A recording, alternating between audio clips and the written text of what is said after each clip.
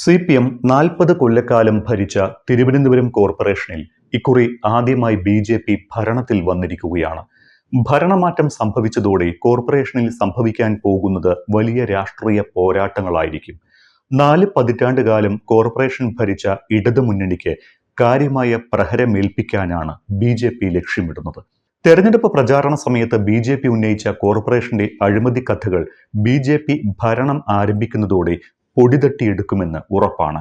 ഇത് CPM-നും LDF-നും ഉണ്ടാക്കുന്ന രാഷ്ട്രീയ പ്രതിസന്ധി വളരെ രൂക്ഷമായിരിക്കും. പ്രത്യേകിച്ച് കഴിഞ്ഞ ഭരണസമിതിയുടെ അഴിമതി കഥകൾ പാർട്ടി നേതാക്കൾ തന്നെ പാർട്ടി യോഗങ്ങളിൽ തുറന്നടിച്ച സാഹചര്യത്തിൽ.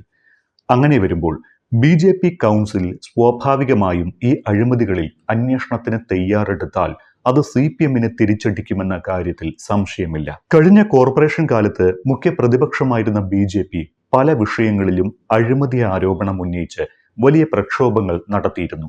തദ്ദേശ തെരഞ്ഞെടുപ്പ് അടുത്തപ്പോൾ BJP മുഖ്യ പ്രചാരണ വിഷയമാക്കിയതും ഈ അഴിമതികളായിരുന്നു. ഈ വിഷയങ്ങളാണ് പുതിയ കൗൺസിൽ കാലയളവിൽ പൊടി തട്ടിയെടുക്കാൻ BJP നീക്കം നടത്തുന്നത്.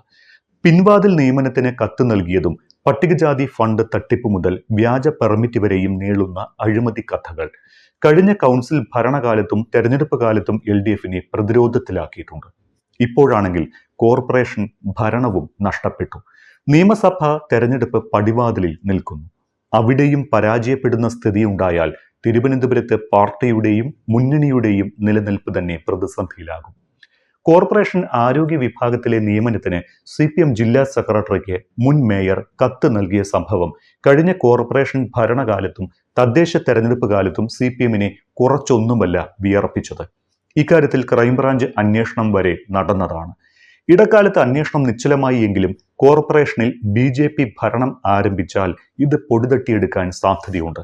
നിയമസഭാ തെരഞ്ഞെടുപ്പിൽ ഭരണം മാറുക കൂടി ചെയ്താൽ ഭരണത്തിന്റെ ബലത്തിൽ തടഞ്ഞുവെച്ച അന്വേഷണം വീണ്ടും നടക്കാനും സാധ്യതയുണ്ട്.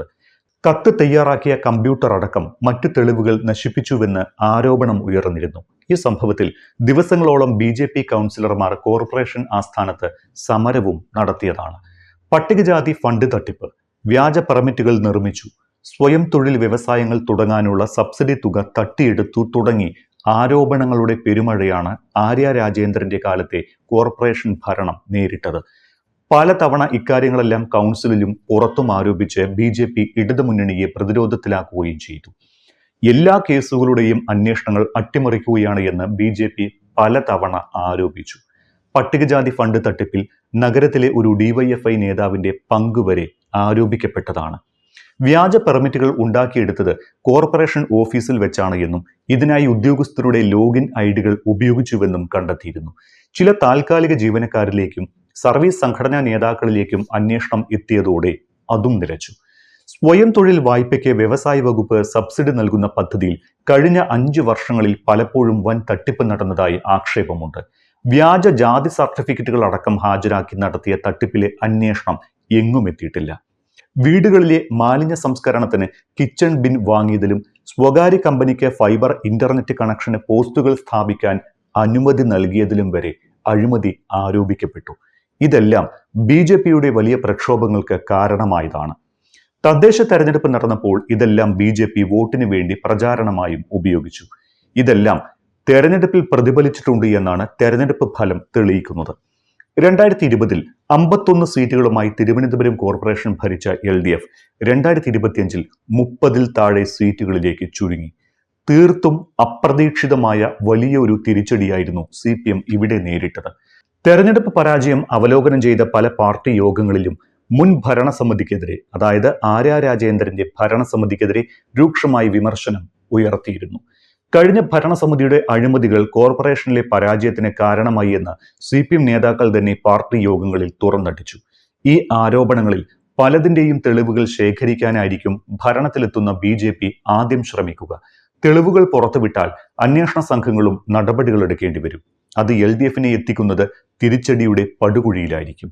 തെരഞ്ഞെടുപ്പ് ഫലം വന്നതിന് പിന്നാലെ കോർപ്പറേഷനിലെ ഫയലുകൾ നശിപ്പിക്കാനും കടത്തിക്കൊണ്ടുപോകാനും ശ്രമം നടന്നതായി BJP ആരോപിച്ചിരുന്നു. പക്ഷേ ഓൺലൈൻ പണം കൈമാറ്റം അടക്കമുള്ള ഡിജിറ്റൽ തെളിവുകൾ ശേഖരിക്കാനാണ് BJP-യുടെ തീരുമാനമെന്നാണ് വിവരം. അഴിമതി ആരോപണങ്ങളിലെ അന്വേഷണങ്ങൾക്കൊപ്പം താൽക്കാലിക നിയമനങ്ങളും LDFനെ പ്രതിരോധത്തിലാക്കും. 1000-ഓളം താൽക്കാലിക നിയമനങ്ങൾ കഴിഞ്ഞ 5 വർഷത്തിനിടെ നടന്നതായാണ് കണക്കാക്കപ്പെടുന്നത്. തിരുവനന്തപുരം കോർപ്പറേഷനിൽ 3000-ഓളം ജീവനക്കാരാണ് ഉള്ളത്. ഇതിൽ PSC വഴി സ്ഥിര നിയമനം നേടിയവർ 850-ഓളം പേരാണ്. കൂടാതെ സാനിറ്റേഷൻ വർക്കർ തസ്തികയിലും ഏകദേശം 900 പേർ സ്ഥിരം സേവനത്തിലുണ്ട്. ബാക്കിയുള്ളതെല്ലാം താൽക്കാലിക ജീവനക്കാരാണ്.